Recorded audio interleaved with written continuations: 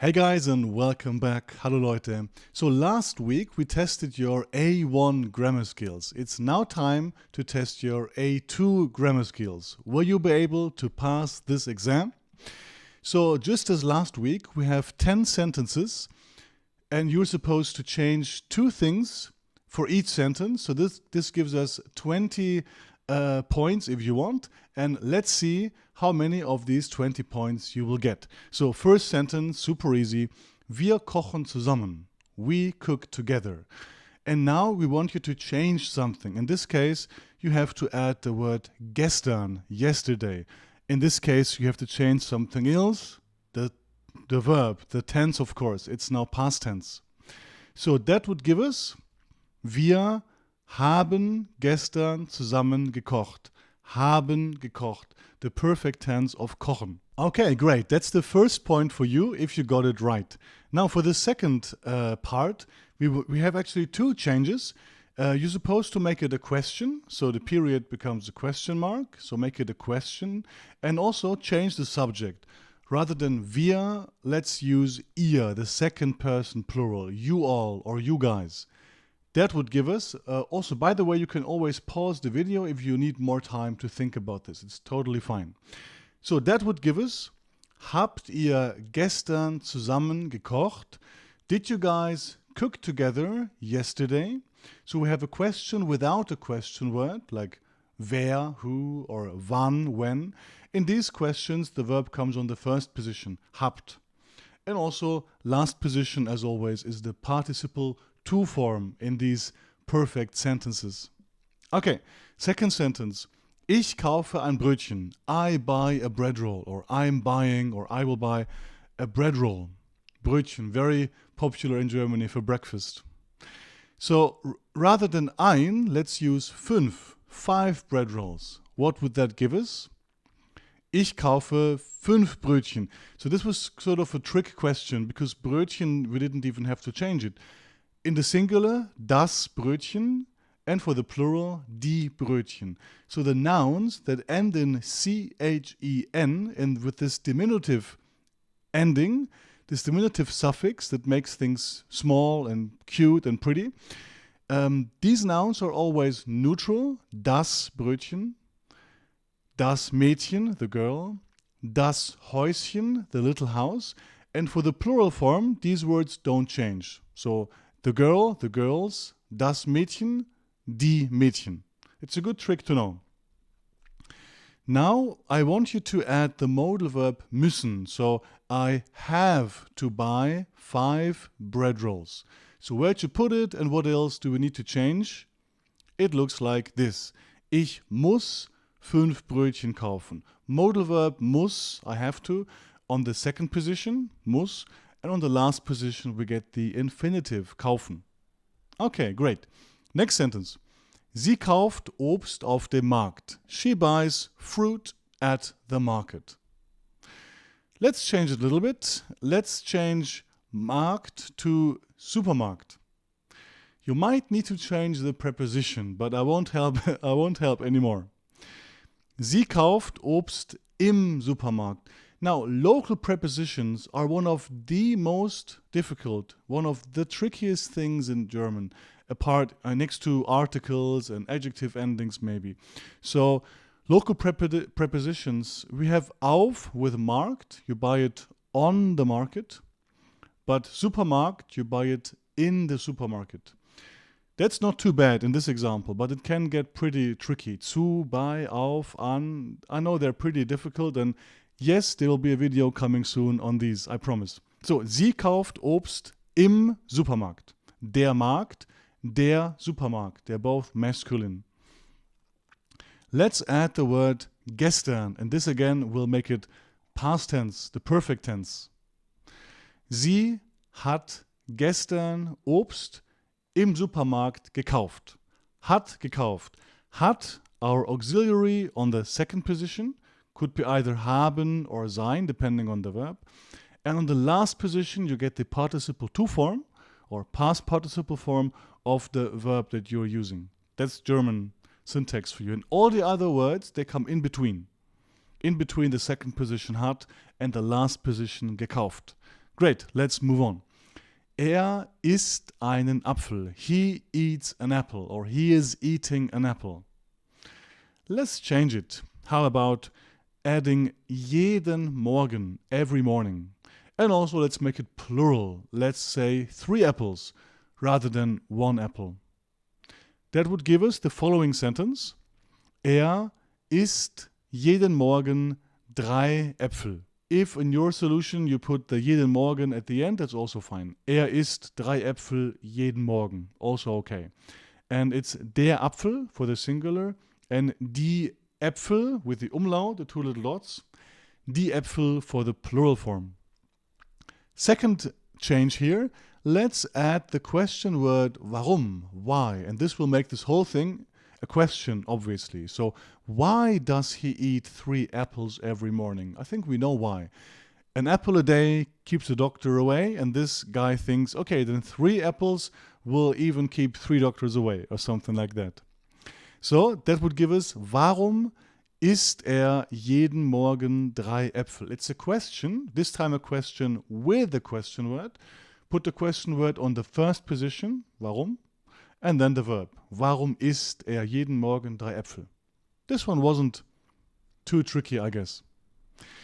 Wir kaufen Gemüse im Supermarkt. We buy vegetables, or we are buying, or we'll buy vegetables at the supermarket. And the thing we're changing here is we're adding quite a few things. Let's add Fleisch, meat, and also Metzger, which means butcher. It's a noun that describes a person, and you know most nouns ending in er describe either people or devices.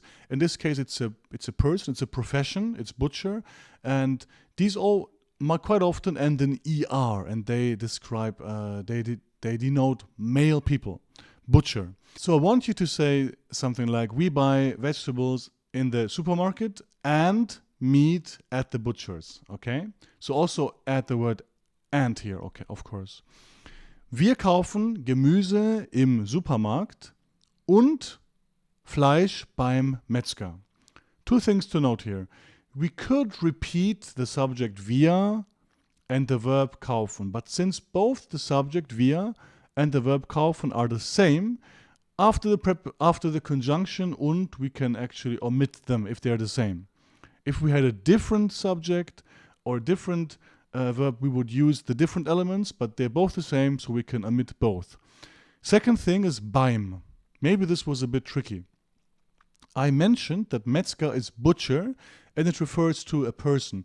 And for people, we use the preposition bei plus dative for the position, so where you are, and we use zu, also plus dative, for the direction, if you are going to a person. You know, typical phrases that you learn in the A1 or maybe A2 course. Ich gehe zum Arzt. I'm going to the doctor. Ich bin beim Arzt. I am at the doctor's now. So once again, for people, for the position bei, and for the direction, if you're going there, zu. Here it's the position. We buy it at the butcher's store. It's a person, so we use bei. Plus dative, so it's beim. Bei dem, or short beim. Second change here, let's add some adjectives. Now let's make it even more challenging. Let's add frisch, so fresh vegetables, and lecker to meat, so yummy meat, delicious meat. Careful, adjectives in German that we use before a noun, in front of a noun, we have to give it endings. At least an E, and maybe even other endings. There's a video on my channel about this topic. You can watch it after this one. Wir kaufen frisches Gemüse im Supermarkt und leckeres Fleisch beim Metzger. So here both nouns are neutral. Das Gemüse, veggies, das Fleisch, meat. And we need the endings S here. It's a neutral noun. You know, das Gemüse. Frisches Gemüse. S is the signal ending here. And the same for leckeres Fleisch. Both neutral nouns. If you're serious about learning German, you should definitely check out my 27-hour-long complete A1 course, ideal for beginners and restarters. All details down below. Just click the first link below this video. Let's move on. Ich schreibe eine E-Mail. I write an email, or I'm writing an email. Let's change the modal verb müssen, or rather let's add the modal verb müssen, and let's change eine to zwei, so 2 emails. I have to write 2 emails. Ich muss 2 emails schreiben. Muss, the modal verb, on the second position, schreiben on the last position. And these English words, they usually get an S for the plural. Die E-Mail, die emails. Der Download, die downloads. Most English words are like that, apart from the English words that end in ER. These we treat like any other German words that end in ER, we don't change them. You know, like der Lehrer, die Lehrer, and similarly, der Computer, die Computer, for example. Der Scanner, die Scanner, und so weiter. Let's add the word gestern, which makes the whole sentence past tense again, of course. Ich musste gestern 2 E-Mails schreiben. Yesterday, I had to write 2 emails. So for the other past tense sentences, we use the perfect tense, the one where you have either haben or sein, and then participle to form at the end. Why this time the other past tense form, called Präteritum? Well, for spoken German, you can use the perfect tense for any verb almost, apart from a small group, a handful of verbs. And these are sein, to be, haben, to have, and the modal verbs. For these, we commonly use the Präteritum, the other tense, the other past tense, that only consists of one word. You could still use the perfect tense. It's trickier and less common. If you want to, you can still use the perfect tense. That would be, ich habe gestern 2 E-Mails schreiben müssen. That's quite advanced and not necessary. This is way easier. Ich musste schreiben. It's way easier and also way more common. Great. Er geht ins Fitnessstudio. He goes to the gym, or he is going to the gym. It's the same in German, by the way. I keep telling you, he goes, geht. He is going is also geht. So these sentences, they have, several possible translations. There's no context here, so we don't know whether it's goes or going. That's one area where German is easier than English. The tenses, in my opinion. The usage of the tenses, at least. So let's change it. Let's add the word gestern, which again will make it, of course, past tense. And we can use the perfect tense again. We have gehen. It's not the verbs I just mentioned with which we use the Präteritum. It's not sein, haben, or the modal verbs. It's a different verb. So perfect tense will be super common and perfect for for spoken German, at least, unless you want to write newspaper articles or super formal reports. Perfect is fine. Er ist gestern ins Fitnessstudio gegangen. Ist gegangen. That's the perfect tense of gehen. Ist gegangen. Second change, let's change the subject from er to wir. First person plural. That will give us wir sind gestern ins Fitnessstudio gegangen. We went to the gym yesterday. Great. Sie fährt mit dem Bus zur Arbeit. She takes the bus to work. Literally, fahren is to drive, if you're the driver, but also for the passengers, to go by bus or to take the bus. So fahren, we use it a lot, and it covers both drive and to go by bus, by taxi, by bike, by car. Anyway, let's change it up again. Rather than Bus, I want you to use Straßenbahn, and that's a different gender. I don't want to help too much, I don't want to make it too easy. Let's see. Sie fährt mit der Straßenbahn zur Arbeit. I think you got it right. Well done. So, Bahn is a feminine noun. Die Bahn. So, also Straßenbahn must be feminine because always the last part in these long nouns that we call compound nouns, the last part decides which article the whole word is going to be. So, die Straßenbahn.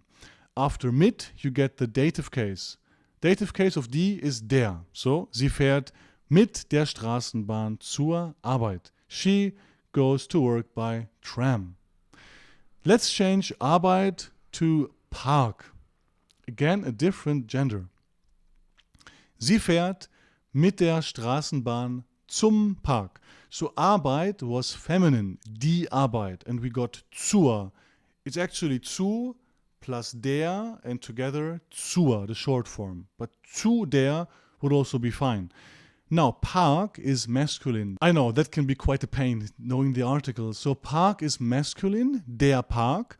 So zu dem Park. If you wrote that, or if you thought of that, zu dem, it's also fine. But it's way more common to use the shortened, contracted form zum Park. She takes the tram to the park. She goes to the park by tram, something like that. Next one. Ich lerne Deutsch. I'm learning German. Let's add quite a few things here. Let's add letzte Woche, last week. This will again make it, of course, past tense. Let's use the perfect tense again. And also let's add the duration. Let's add 20 Stunden, so 20 hours. Or in English maybe for 20 hours. Ich habe letzte Woche 20 Stunden Deutsch gelernt. Ich habe letzte Woche 20 Stunden Deutsch gelernt. Last week, I studied German for 20 hours. Let's add müssen here. That's again a modal verb. And for the modal verbs, as well as sein and haben, we usually use the Präteritum. Both easier and more common. So, ich musste letzte Woche 20 Stunden Deutsch lernen. I had to study German for 20 hours last week. Okay. Ich brauche eine neue Jacke. I need a new jacket. Now, let's add neu blank, Schuh blank. So I'm not telling you the correct endings here because I want to make it a bit more challenging. Again, adjectives in front of nouns, they always need an ending, and that's at least an E. With the E you can never go wrong, but you might need a second letter, R, N, S, or M. That's a whole different topic for another day. Again, like I said, there is a video on my channel on this very topic. So, ich brauche eine neue Jacke und neue Schuhe. So the first noun here, eine neue Jacke, is feminine. Die Jacke, so eine, there is an E, neue, another E. Eine neue Jacke, a new jacket. The second noun is actually masculine, der Schuh, but here it's used in the plural. Normally you buy shoes for the left foot and for the right foot. So it's a noun that we commonly use in the plural. And for the plural, we also get an E in the adjective. Neue Schuhe. And the noun itself here gets an E. Der Schuh, singular, die Schuhe, plural. Okay, by the way, in the plural, if you have an article, there's also an N for the adjective. So, die neuen Schuhe. That's for the plural nominative and accusative case. If there's an article, give the adjective an N. Die neuen Schuhe. But no article, then no N for the adjective. Second change here, I want you to make this negative. So I don't need a new jacket and new shoes. In German, there's different negation types. There's nicht that we have in most scenarios, but we also have kein or keine or keinen or keinem, etc. in combination with a noun. We have nouns here. Let's use the letter. Ich brauche keine neue Jacke und keine neuen Schuhe. So, we actually, if there is an indefinite article, like for the first noun, eine neue Jacke, it's super easy. You just have to add a K. So, eine becomes keine. That's super easy, right? For example, ich habe ein Auto, I have a car. Ich habe kein Auto, I don't have a car. So, whenever there's an indefinite article, just give it a K. For the second noun, it's a bit more challenging because it's the plural, and for the plural, there is no such thing as an indefinite article, as you probably know. In this case, we have to know the right ending is an E, so keine.